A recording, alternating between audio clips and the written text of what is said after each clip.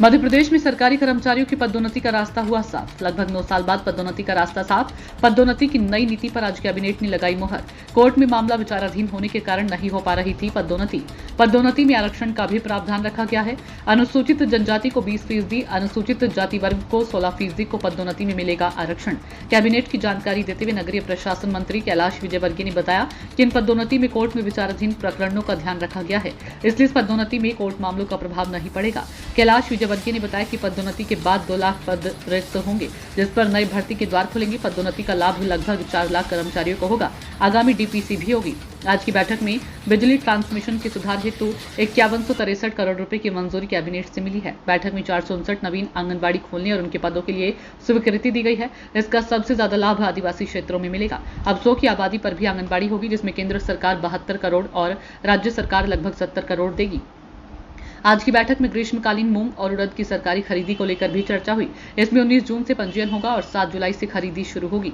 आज की बैठक में सीएम ने कैबिनेट को जानकारी देते हुए बताया कि रक्षाबंधन के अवसर पर लाडली बहनों को 250 रुपए की अतिरिक्त राशि दी जाएगी।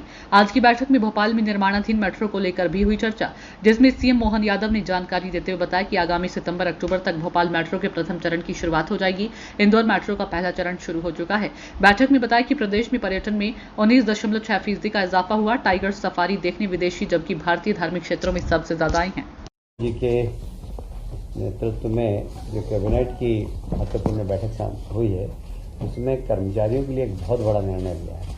आप सभी जानते हैं कि बहुत सारे कारणों से, मैं कारणों को नहीं गिनाऊंगा, आप सबको मालूम है, उच्चतम न्यायालय, उच्च न्यायालय, उसके कारण प्रमोशन में पिछले 9 वर्षों से काफ़ी बाधा आ रही थी। इस बार हमने एक रास्ता निकाला है जिससे कि हमारे कर्मचारियों के प्रमोशन हो, और जब प्रमोशन होंगे तो निश्चित रूप से नीचे के स्थान रिक्त भी होंगे, तो फिर हम लोगों को भर्ती भी देख कर पाएंगे। तो इसलिए एक नई भर्ती के दरवाजे भी खुलेंगे। तो एक बहुत बड़ा महत्वपूर्ण निर्णय लिया है 9 वर्षों बाद। आरक्षित वर्गों का प्रतिनिधित्व भी हमने सुनिश्चित किया है और उनके हितों का भी पूरा ध्यान रखा है हमने।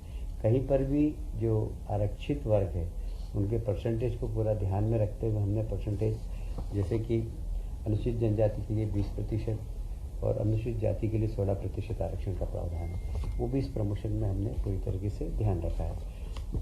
उच्चतम न्यायालय और उच्च न्यायालय के जितने भी आदेश थे, चाहे वो एम नागराज का हो, जनरल सिंह का हो, आर.के. सभरवाल का, इन सारे प्रकरणों की हमारे विधि विभाग से पूरी जानकारी लेकर वो प्रमोशन में किसी प्रकार की कहीं पर भी विधिक तकलीफ नहीं आए, इस बात में ध्यान रखते हुए हमने पूरी प्रमोशन की नीति बनाई है। अनुसूचित जाति और अनुसूचित जनजाति के लोक सेवकों को भी मेरिट के आधार पर पदोन्नति प्राप्त करने का अवसर दिया गया है। वर्तमान वर्ष में आगामी वर्ष की रिक्तियों के लिए पदोन्नति समिति की बैठक कर चयन सूची बनाने का प्रावधान किया गया है, अर्थात अग्रिम डीपीसी के प्रावधान भी किए गए हैं। ये बहुत महत्वपूर्ण हिस्सा है कि अग्रिम डीपीसी के प्रावधान भी अब प्रारंभ हो गए हैं। पदोन्नति के सूत्र में वरिष्ठता का पर्याप्त ध्यान रखा गया है। वरिष्ठ लोक सेवकों में से मेरिट के अनुसार न्यूनतम अंक लाने वाले लोक सेवक पदोन्नति हेतु पात्र होंगे। प्रथम श्रेणी के लोक सेवकों के लिए मेरिट कम सीनियरिटी के प्रावधान किया गया है। पदोन्नति के सूत्र में कार्यदक्षता को प्रोत्साहित किया जाना लक्षित है। पदोन्नति के लिए अपात्रता का स्पष्ट निर्धारण किया गया है। किन परिस्थितियों में कोई लोक सेवक अपात्र होगा एवं दंड का क्या प्रभाव होगा, यह स्पष्ट रूप से उल्लेख किया गया है। कई बार हम लिफाफे में बंद करके उसको प्रमोशन को रोक देते हैं, तो कौन कौन से कारणों से लिफाफे बंद होंगे, इसको हमने बहुत स्पष्ट किया है। किसी भी विभागीय पदोन्नति समिति के संदर्भ में निर्णय के पुनर्विलोकन हेतु एक रिव्यू डीपीसी की बैठक आयोजित किए जाने के लिए स्पष्ट प्रावधान किए गए हैं। नवीन पदोन्नति नियमों में परिभ्रमण की व्यवस्था समाप्त की गई है, जिससे पदोन्नति हेतु अधिक से अधिक लोग लाभान्वित हो सकेंगे। पदोन्नति समिति को शासकीय सेवक की उपयुक्तता निर्धारण करने का अधिकार दिया गया है। चतुर्थ श्रेणी के लिए अंक व्यवस्था नहीं होगी, केवल पदोन्नति के लिए उपयुक्त होने पर पदोन्नति प्राप्त की जा सकेगी। कार्यकारी सेवा के लिए किसी वर्ष में की गई आंशिक सेवा को भी पूर्ण वर्ष की सेवा माना जाएगा। यदि वर्ष में एक भाग की सेवा भी की गई तो उसे पूर्ण वर्ष की सेवा माना जाएगा। यदि किसी वर्ष में 6 माह की गोपनीय प्रतिवेदन उपलब्ध है तो उसे पूर्ण वर्ष के लिए मान्य किया जाएगा। कई बार ये जो हमारी सीआर को लेकर पदोन्नतियाँ रुक जाती है, पर यदि 6 माह की भी अगर उसकी सीआर है तो उसको वर्ष भर की माना जाएगा और उसकी पदोन्नति में वो रुकावट नहीं होगी। यदि गोपनीय प्रतिवेदन उपलब्ध नहीं होने के कारण किसी भी पदोन्नति रुकती तो उसे पदोन्नति प्राप्त होने पर पूरी वरिष्ठता दी जाएगी। अप्रत्याशित रिक्तियों को चयन सूची, प्रतीक्षा सूची से भरे जाने का स्पष्ट प्रावधान किया गया है, क्योंकि जितनी भी इस प्रकार की रिक्त पद हैं जहाँ पर अप्रत्याशित रूप से भरे जाते हैं, उनकी सूची भी प्रतीक्षा सूची से भरे जाने के प्रावधान है। प्रतिनियुक्ति पर भेजे गए शासकीय सेवक जो आगामी वर्ष अर्थात पदोन्नति वर्ष में उपलब्ध नहीं होंगे के पद के विरुद्ध पदोन्नति का प्रावधान किया गया है। कई बार जब किसी व्यक्ति को बाहर भेज देते हैं किसी दूसरे उसमें, तो उसका पद रिक्त हो जाता है, वहाँ पर हम पदोन्नति कर सकेंगे।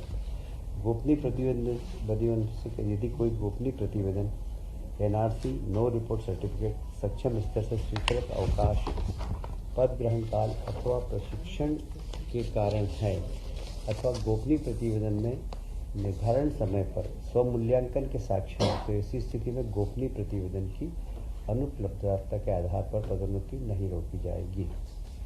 विभागीय पदोन्नति समिति के बैठक से पूर्व केवल कारण बताओ सूचना पत्र के आधार पर बंद लिफाफे की कार्रवाई नहीं की जाएगी। ये एक बहुत महत्वपूर्ण विषय है, क्योंकि आपने भी देखा होगा कि लोगों के जरा से कारण बताओ नोटिस पे लिफाफा मिलता रहता है, तो उसकी पदोन्नति फिर होती ही नहीं है। और वो लिफाफा 4 साल, 5 साल, 6 साल, अभी तो मेरे पास ऐसे केस आए कि वो रिटायर हुए, उसको 3 साल हो गए, उसके बाद उसका लिफाफा गिला, तो रिटायरमेंट के बाद उसको पदोन्नति दी गई। ये सब जितनी भी इस प्रकार के प्रावधान थे उसको ठीक किया गया है। कुल मिलाकर पदोन्नति के पद जिस दिन उपलब्ध हो उसी दिन उपयुक्त योग्य एवं आरक्षित पदों के प्रतिनिधित्व को ध्यान में रखकर भरे जा सकेंगे। इस तरह के प्रावधान किए गए हैं। लगभग